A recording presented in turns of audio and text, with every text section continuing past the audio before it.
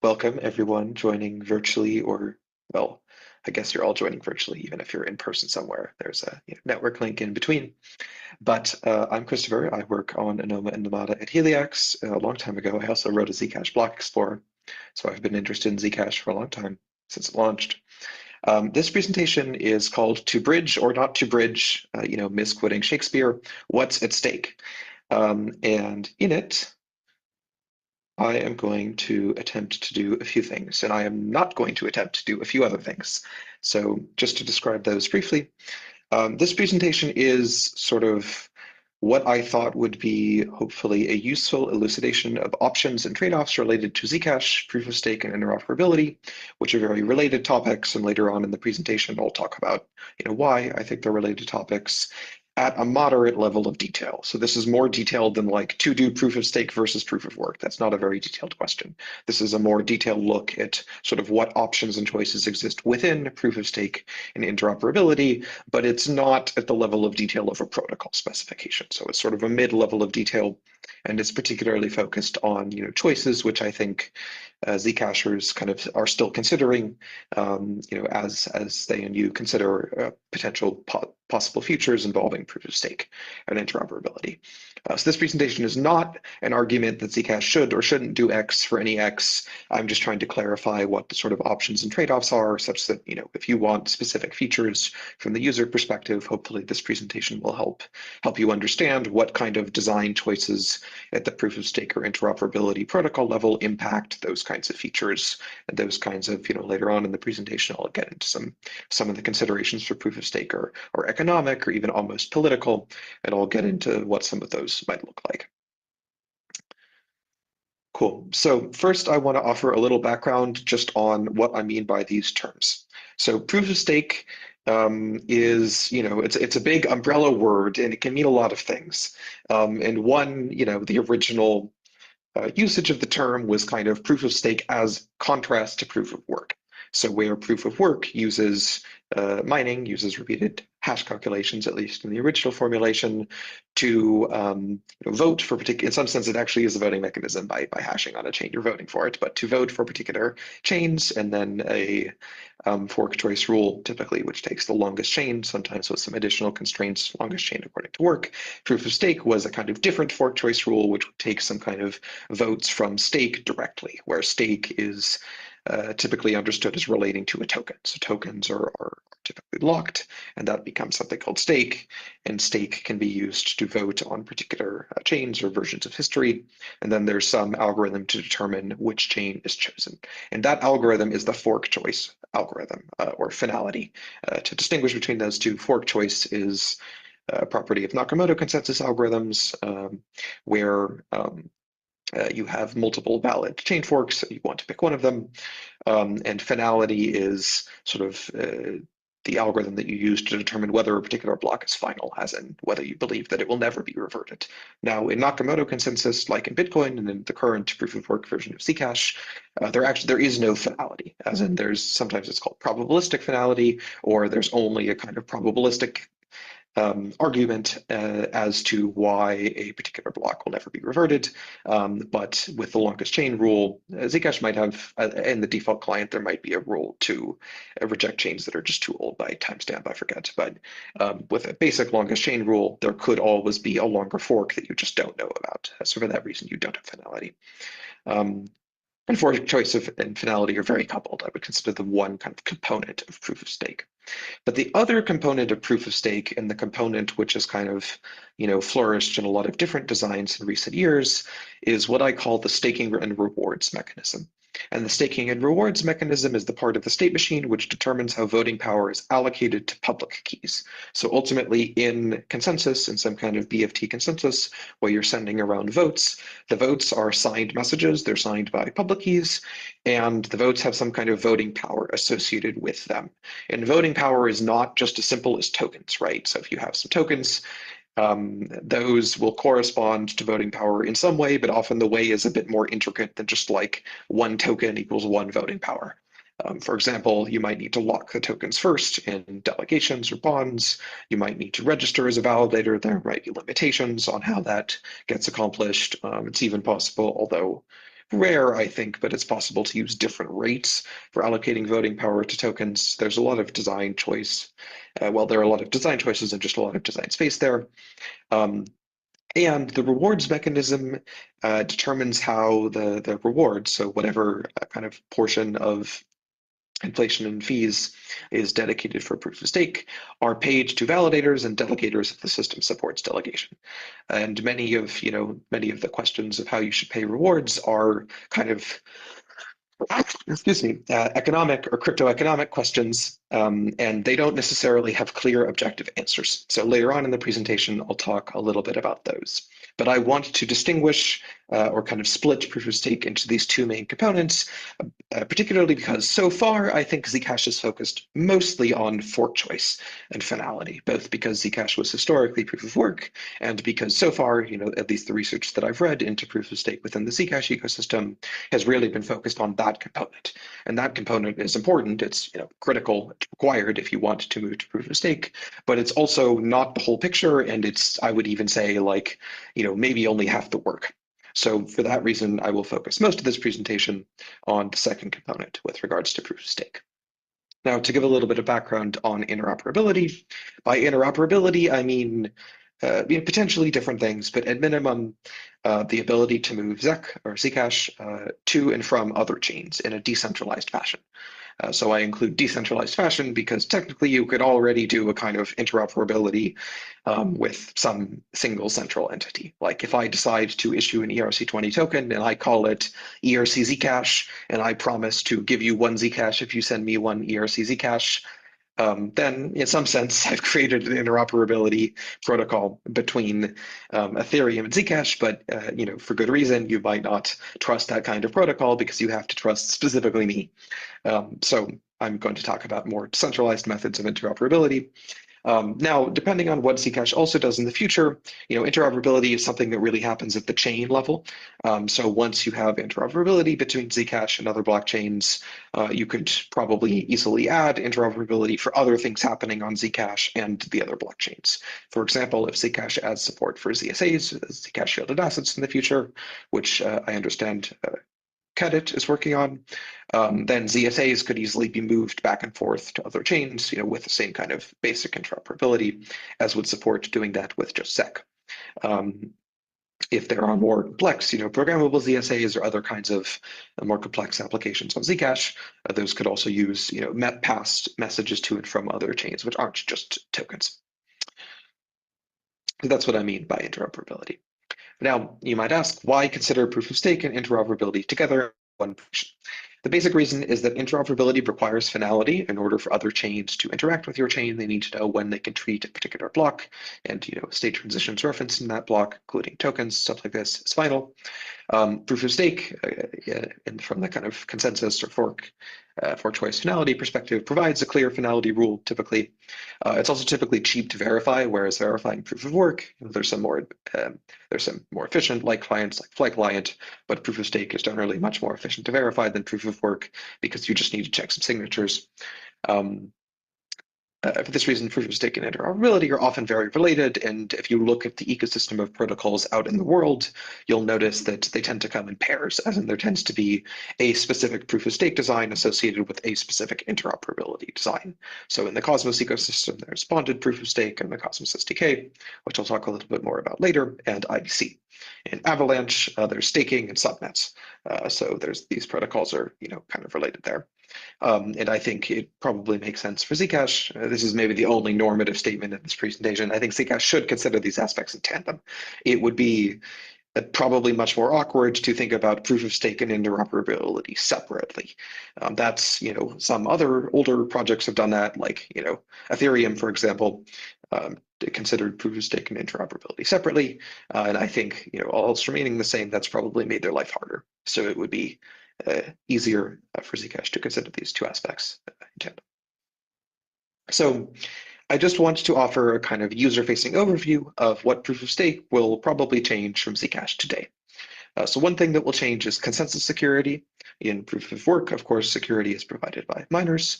In proof of stake, security is provided by validators, or at least partially validators who are issuing the signatures. Now, in some hybrid designs, such as the trailing finality layer, which has been proposed by the Electric Coin Company, that's a hybrid design featuring both proof of work and proof of stake, so security is provided by both of these parties. For more details on how that works, I would refer you to the trailing finality layer book, or I believe that Dara is also giving a presentation at the ZCon about the topic. But in any case, consensus security will change in some fashion. The operator roles will change. So in a sort of gradual transition, mining will be gradually phased out, or in an immediate proof of stake transition, it would be phased out all in one go, like Ethereum did. Staking will become possible. Now, where mining is basically one role, like either you're mining or you're not, staking tends to contain at least two roles, those of validation and delegation. To summarize briefly, validation is signing blocks, publishing signatures. That requires an online node, tends to be more professionalized. You need to run a server that's on the network all the time, processing blocks, validating them, issuing signatures. And delegation is usually something which is much more kind of open to users who aren't online all the time and perhaps don't want to run nodes. And they can, using protocols which support delegation, they can lock up some of their stake, which in this case would presumably be Zec, and basically delegate that stake to a validator who gains voting power kind of the user's stake. The user delegates it to the validator, and they gain the ability to vote on the user's behalf, so to speak. Yes, there are kind of two roles typically in proof of stake protocols, whereas there's really only one in mining that has economic significance to the protocol. The other consideration for operators is that really mining and operating a validator are very different from a kind of security perspective, from a what you need to do perspective, from a business perspective. Slashing is possible in proof of stake when you run a validator. There are different kinds of distribution logic. So regardless of the specifics of the change, Zec, newly issued Zec, will no longer just go to miners. Some of it will have to go to the validators, and it might also go from the validators to delegators. So there will be some changes in how Zec is distributed, and there are a lot of specific decisions to be made there. So I want to answer the same question from the perspective of interoperability. What will interoperability change from Zcash today? Well, at minimum, Zec will be able to be sent to other chains as back.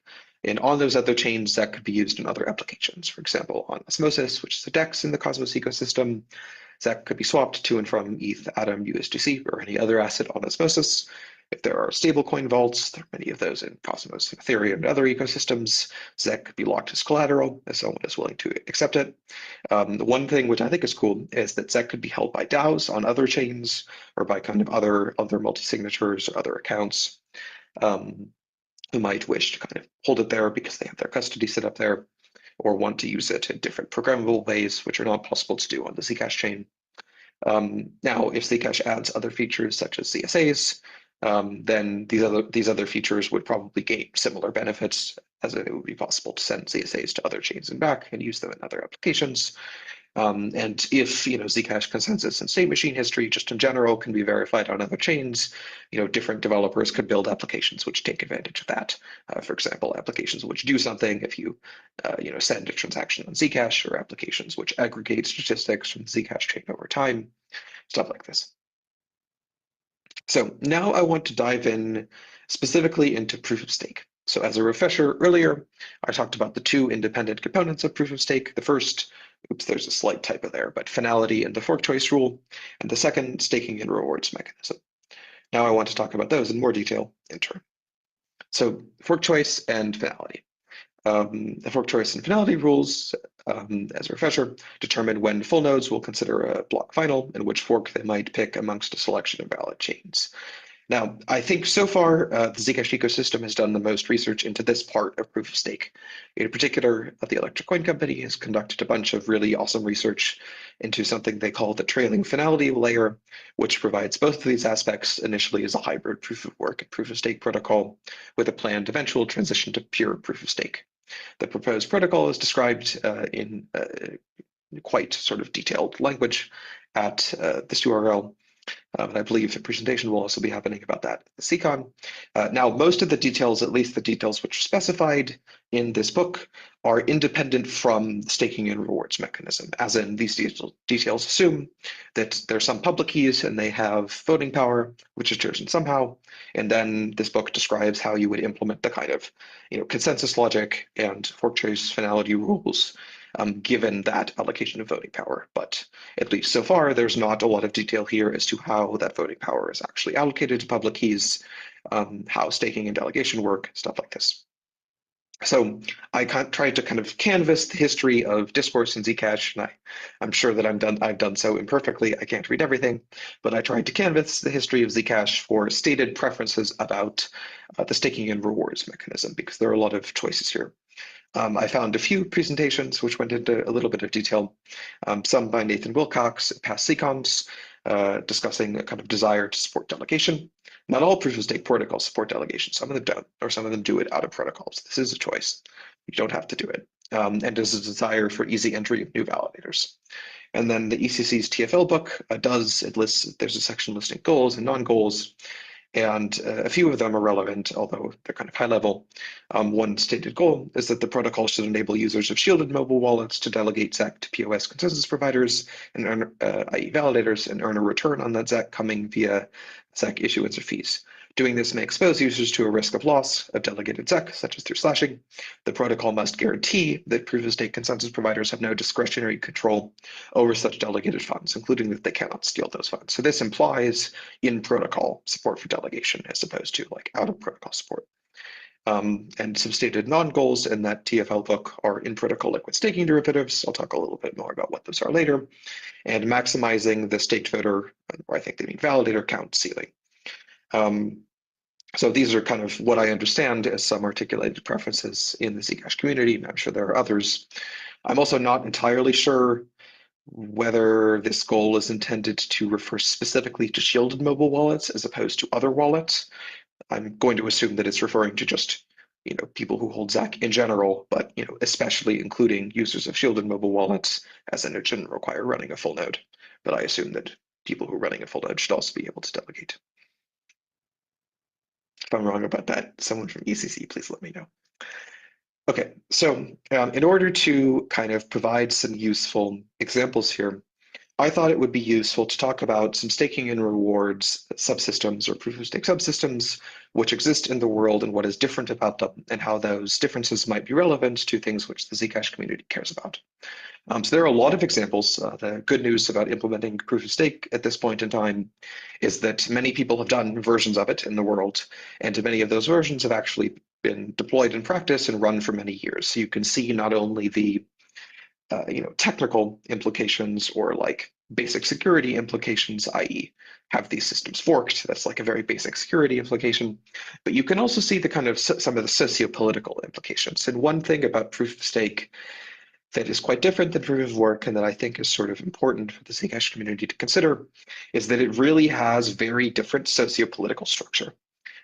So in proof of work, the entities performing the role of kind of providing consensus security miners are anonymous. They don't care about maintaining a reputation because it has nothing to do with their returns. They just need to mine as efficiently as possible and as fast as possible.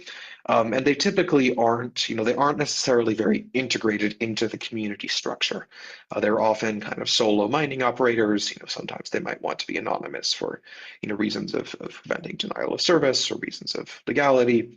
But also just there's no reason for them to participate in the community. They don't gain any material benefits from doing so, at least not as relates to running miners. And mining operations just tend to be competing on the basis of hardware, right? And proof of stake, however, validators, at least in systems where validators are competing for delegations, validators are really competing on the basis of reputation, which means that they often end up doing other things, as in they often end up building or operating wallets, building or operating additional software. Sometimes they host conferences. They often end up involved in the community in other ways because they are because they benefit from doing so, because doing so exposes their brand to users who might delegate. and kind of demonstrate some level of commitment to the project, which delegators often might take into consideration when they make decisions about who to delegate to. So one kind of thing that I encourage the Zcash community to do is to think about what kind of social structure you might want, particularly what kind of relationships between validators and delegators you might want, study existing ecosystems, both how they implement proof of stake and what kinds of these relationships have developed in those ecosystems, kind of use that data to make an informed decision for Zcash's design and community goals. And some of the specific decisions here, how many validators are there? How does the commission, how do things like commission work? How do rewards work? These really affect the socio-political structure because they affect, are validators competing or collaborating? Are there a lot of them or a few of them? Or they're sort of, how easy is it for individuals to run a validator versus are they almost always delegators? Are delegations often intermediated by things like liquid staking, etc.? So I'm going to cover 4 examples from other ecosystems here. I will cover Ethereum, the staking and rewards mechanism in Ethereum. I'll cover the staking and rewards mechanism in the Cosmos SDK used by most Cosmos chains. I'll cover the staking and rewards mechanism in Penumbra, at least according to the latest version of their protocol spec. And I'll cover the staking and rewards mechanism in Namada, which is a project that I work on. There are a bunch of other examples that I think would be interesting that I won't cover here just due to lack of time. I think Avalanche, Tezos, Solana, and Polkadot all have kind of interesting and different proof of stake mechanisms and interesting and different, socio-political, community, and economic structures, and they're probably worth studying. First, I want to talk about Ethereum. So Ethereum implements a version. All of the other examples here use Tendermint. So Ethereum does not use Tendermint. Ethereum uses Casper. It implements a much different proof of stake, both a different fork choice and finality rule and a different staking and rewards mechanism. In particular, the kind of trade-off that Ethereum takes is that finality is slower, but they support many more validators, where only a subset of validators sign each block. These validators in Ethereum must lock at least 32 ETH. They have withdrawal logic, which is configurable with smart contracts. I believe that it's quadratic, but at least correlated slashing for faults, meaning that if multiple different validators commit faults that are discovered within a similar time frame, the slash rate increases. This is designed to kind of encourage decorrelation and some more decentralization. Now, at least recently, liquid staking or proof of stake derivatives have become very common in Ethereum, particularly Lido. These are implemented with smart contracts. And an important thing to understand as it relates to socio-political structure in the context of liquid staking is that liquid staking providers, they provide an important service for delegators. Part of that service is the access to a liquid token that you can do other things with. Part of that service is validator selection. So one thing in proof of stake protocols in the world, in kind of the world right now, that I would argue typically doesn't work very well in practice is that evaluating validators is difficult, right? In order to evaluate the security of the validator, in order to evaluate how much they contribute to the ecosystem, all of these other things that you might want to evaluate as a delegator, you need a lot of information and a lot of time. And you need like specialized knowledge of validator setups and how to tell good ones from bad ones. And you need a lot of knowledge of the community and ecosystem structure and what the validator is doing for, in this case, Zcash. And this is just like, this evaluation is very expensive. So it's hard for individual delegators, especially if they only have a small amount of ZEC and don't necessarily, it doesn't make sense to them to commit a lot of time to these kinds of discussions and research. They often don't really know who they should delegate to. And one service that liquid staking providers such as Lido provide is that they, because they're of course kind of central entities, they can spend a lot of time evaluating validators, quote unquote, on behalf of users of their liquid staking token. So I think this is something, something interesting for Zcash to consider is what you want your relationship to liquid staking to be. It's not necessarily entirely something which is only decided by Zcash, as in even if the protocol doesn't support it, like the Ethereum protocol doesn't support liquid staking, it just supports smart contracts. And lots of other parties, such as Lido, built liquid staking on top of that.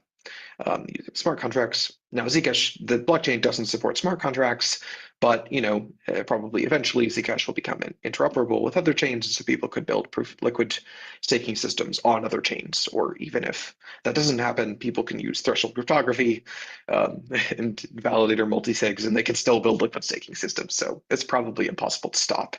And I think that the more kind of salient question is just what kind of economic relationship do you want your protocol to have to it? And, do you want it to happen sooner and within control of the protocol, or later and probably out of the control of the protocol? Yeah, and in the Ethereum staking and reward system, just kind of relevant for implementation concerns, is implemented in Ethereum clients, which are available in lots of different languages. So now I'll talk about the staking and reward system in the Cosmos SDK. In the Cosmos SDK, Cosmos implements something called bonded proof of stake. So there are a few hundred validators because all or most of those validators sign each block, and they all have to send messages to each other in Tendermint or comment. So the number must be relatively small. Because the number is small and because they all or most sign each block, finality is very quick, measured in terms typically of seconds, like 5 seconds. Now you must typically, or in the Cosmos SDK, you must be in the top N, like 150, a few hundred validators by stake to be a validator. So most users cannot be a validator. They just don't have enough stake. Instead, however, they could delegate to validators.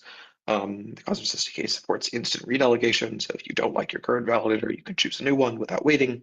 Validators take some commission. I think the typical ranges right now are 5 to 10%, but the rest of the rewards go to the users who delegated to them. And in the Cosmos SDK, all of this commission and rewards logic, including rewards going back to the users, is protocol enforced.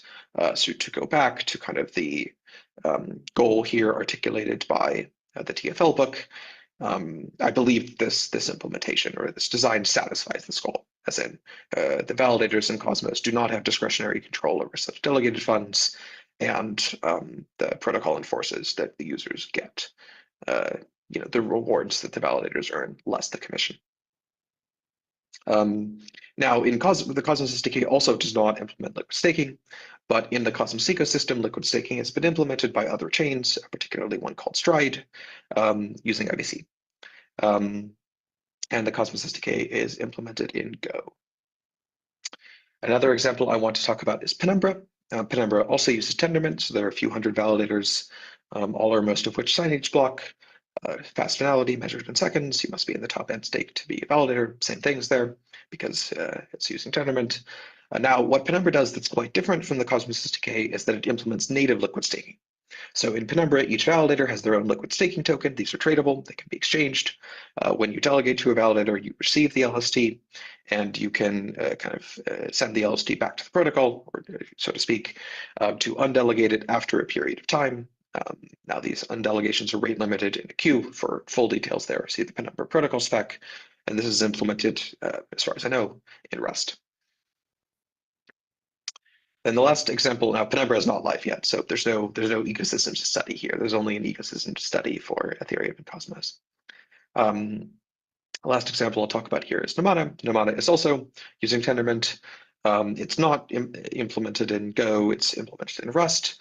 The system is pretty similar to the one in the Cosmos SDK. There's delegation, there's bonding, instant redelegation, there's commission enforced by the protocol.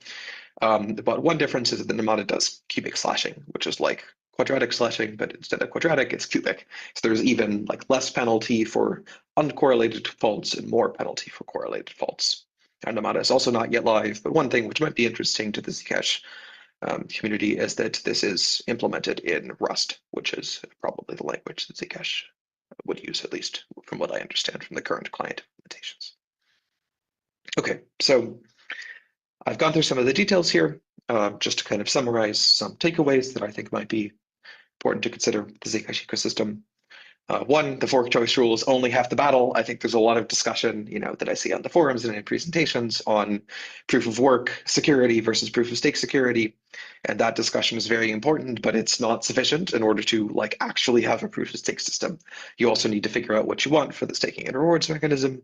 And I think this could be difficult because a lot of the decisions made in the staking and rewards mechanisms they're not really objective, or they're you can do very clear kind of discrete security analysis of fork choice rules. There's a lot of that in the TFL book, but a lot of these decisions, made here in the staking and rewards mechanisms are kind of, they relate more to the socio-political structure. How do you want delegation to work? How do you want rewards to go around? Which entities are you willing to endow with some additional trust in the operation of the protocol? Which are you not?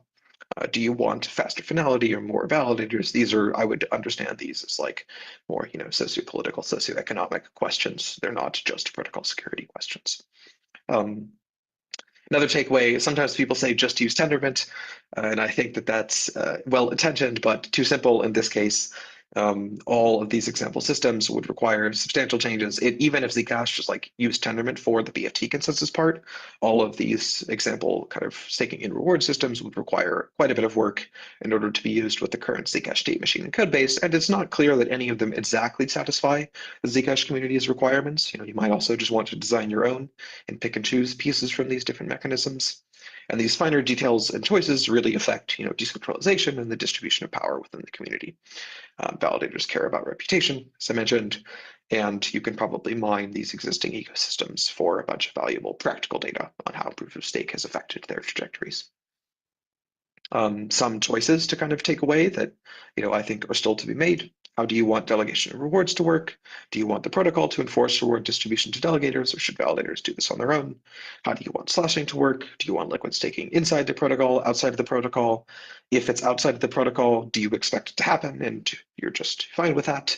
Or do you want to try and prevent it? And how do you prevent it? That's very difficult because, as I mentioned before, there's kind of a real service being provided that a lot of delegators find to be valuable.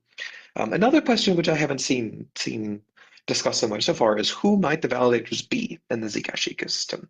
I think many validators in Zcash might come from the existing ecosystem. It's not like miners are very mercenary. They switch from chain to chain in accordance with what's more profitable. They'll come to Zcash if Zcash is profitable with their hardware and they'll leave. It's not. Whereas validators tend to be much more embedded in the long-term structure of a community. So I think it would be interesting to figure out who some of these validators might be and what kind of relationships with delegators they want and what relationships the delegators want. Okay, now I want to talk a little bit about interoperability. There are two main options. One, implement IBC and Zcash, and two, use a bespoke bridge, which would need to add Zcash support. So IBC. IBC is the interoperability protocol originally developed by Cosmos. It's now supported pretty much everywhere, or at least it will be by the time Zcash would implement it.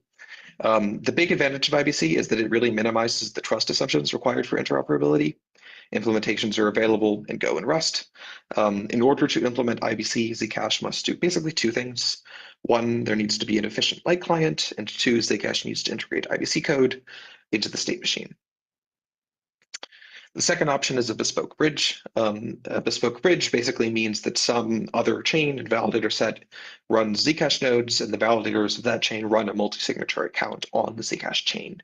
So in this sort of bridge architecture, there are two sides. There's the Zcash side and there's the bridge side.